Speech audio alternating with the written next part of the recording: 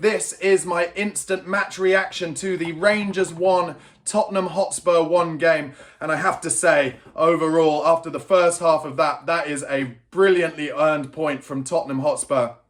I will do a full kind of match analysis as to what happened throughout the game. However, the changes that Ange Postecoglou made around 60 minutes were the absolute key to Tottenham getting any kind of result in that game. It really, really was.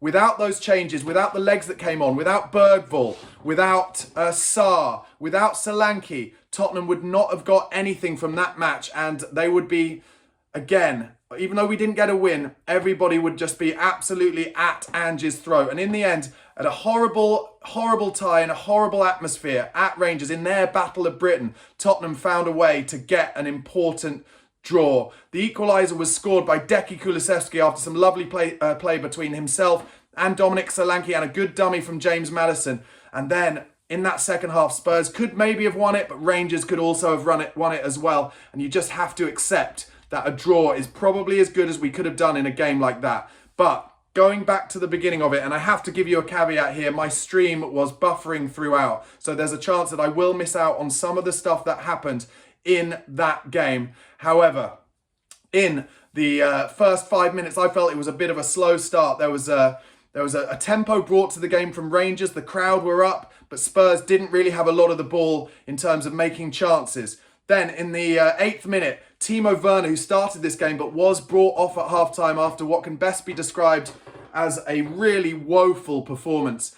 He did get in down the left and had a shot over the bar. The ball was laid off to him. He hit it first time over the bar, really didn't make Butland work, and Butland would have had it covered had it been under the bar. He was trying to bend it into the far left-hand corner. It was really just showing Deki Kulusevski there. It was Kulusevski who really also, having come on in the second half, really dragged Spurs as well to a result there. And then in the 9th minute, the first important save of many from Fraser Forster, who had another 9 out of 10 game for Tottenham Hotspur. He tipped it over the bar. Maddison got to the byline in the 11th minute, cut it back for Son Heung-min, didn't get enough on it, and Butland made a save pretty easily. In the 19th minute, Diamonde was booked for a blatant handball for Rangers. 20th minute, Spurs again got to the byline on the left. The cross just over Sonny's head, and I did wonder, had Dominic Solanke been playing at that point, perhaps we would have scored a goal there. Archie Gray was playing at centre-half for Spurs. He got a good block on a shot out for a corner in the 22nd minute. I think overall Archie Gray did okay. He was asked to play a lot of difficult balls. He was asked to be brave on the football. But in terms of his defensive display, in terms of his heading, in terms of his stuff with Radu Dragusin, I thought they both played outstandingly. And Ange Postecoglou, they're giving Radu Dragusin a good hug as they come off the pitch. Dragusin was good defensively, pretty poor on the ball, made some bad passes, but he's been asked to do things that he's not comfortable with at the moment. In the 24th minute, Spurs won the ball high. Sonny tried to cross it to Johnson. It was a classic situation where Johnson was nearly in at the back post, but Sonny didn't put enough on the cross, and the defender managed to get it away. Another good save from Fraser Forster in the 25th minute, down to his right, held it, and then straight away from giving the ball away, Spurs from Fraser Forster's hold, Rangers nearly scored as the ball came across the box from the left and nobody could come in and finish it. Timo Werner in the 28th minute got down the left and let the ball go under his foot when he had a great chance to transition and break at Rangers. And I think that is what happened there will have decided for Big Ange Postecoglou that he had to come off. He really disappointed again, Timo Werner. 38th minute, a good save from Jack Butland from Brennan Johnson as he came in from an outside to in run and got a connection on it. He would have been offside anyway, but it was a good save from Jack Butland. Good play in central midfield in the 40th minute between Pedro Porro and Rodrigo Bentancur. Across from Bentancur, but Sonny wasn't there. Neither was Timo Werner. Then another chance for a cross nearly went in with Sonny getting a touch at the far post. In terms of overall, in that first half, it really was a basketball game. The whole game was really transition to transition. And actually in the 45th minute, Fraser Forster made another huge save with his feet. Into the second half, and straight away, the last thing you want to happen happened. 1-0 to Rangers in the 46th minute. It was so easy. Brennan Johnson was running through Treacle, trying to defend, trying to get back, and there was an easy ball played over the top to where Pedro Porro was not defending the back post, and it was Igamane who scored with a left foot volley and into the bottom right-hand corner. And at that point, I said, and I believed it, that because of the atmosphere, because of the poor performance from Spurs, that I could easily see it being 3 or 4-0 to Rangers. But in the next few minutes, Cherney had a shot saved by Forster at the near post. Cherney then beat 4 men in the box and had a shot blocked. It was very similar to what happened against Chelsea when we just let Cole Palmer run us ragged in the box. Poor defending. And we had to really have our backs to the wall then. Big chance for the back post for Johnson, though, over and wide in the 53rd minute. He hit it first time, tries to wrap his foot around it into the far left-hand corner, but hit it over the bar. In the 56th minute, a good corner routine from Rangers, saved at the striker's feet from Fraser Forster. And then a shot quickly came in from outside the box after, deflected wide from Radu Dragusin. Great defending from him. Then the key part of this game, 60th minute.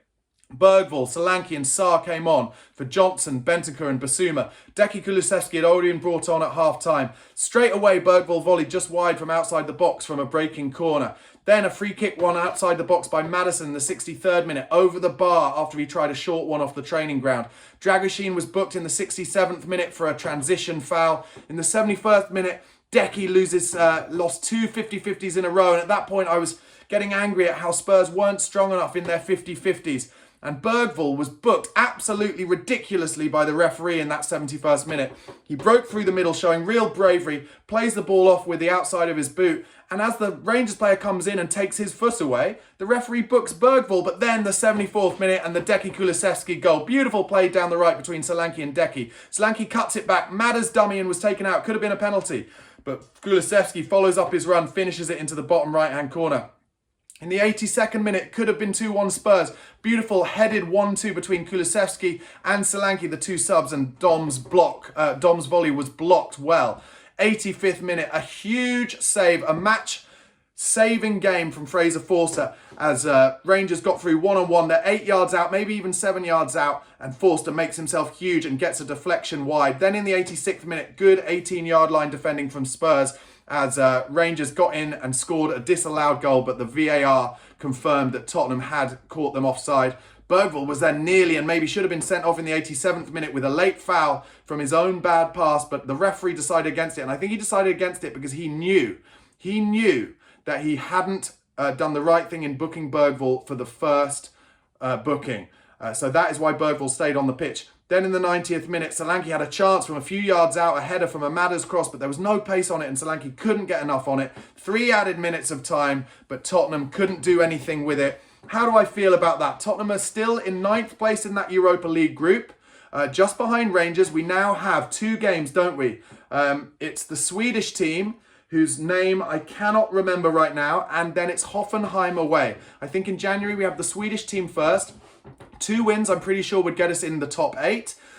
We don't play in this tournament now until January, like I said, so could we have some men back from this injury crisis by then? I think that point will prove to be absolutely huge at Ibrox, and I think Ange can take some credit and some quality for the way that we turned that game around in the second half and looked like we might nick it. Of course, we could easily have lost the game as well, and the first half performance was absolutely diabolical. That is to say the least. But in the end, you go to Ibrox and Galatasaray, you're going to lose one of those games. We lost in Turkey, but we didn't lose here. And it just shows, I think, we've got to put more, we've got to give more chances to Bergvall, I think. He's getting better. He's growing into it. And just when we brought those players on, Bergvall and Sarr, we suddenly had more options in central midfield. And that's what we need. In the first half, everything was too easy for Rangers. It was like the Chelsea game again, where they had so much space in central midfield. But in the second half, and maybe Rangers dropped off a bit, maybe they got a little bit leggy. But in that second half, certainly in the second half of the second half, we looked dangerous again. And it once again shows how badly we need Dominic Solanke, and he is now right at the top of the list of players we cannot afford to get injured. We just can't, because Sonny, bless him, what an absolute servant he's been for this club, but he is not a number 9 for Tottenham Hotspur anymore. The ball bounces off him, he can't hold it up, and his finishing has dropped off in the past few games as well. So we need Solanke to be wrapped in cotton wool. We need him against Southampton at the weekend, and listen, if you think we're going to roll over Southampton, think back to that Ipswich game. It will not be easy. It will not be easy. No Premier League games are. When Southampton are losing their games, and they've only got 5 points, but they're only losing by the odd goal in the most part. And they will come to Spurs. They will enjoy their day out at the Tottenham Hotspur Stadium. And Tottenham need to take this confidence from the second half performance today and find a way to go to that Southampton game and shut the critics up. Get a few goals early. find a way to win, and the first 3 points for a long time in the Premier League.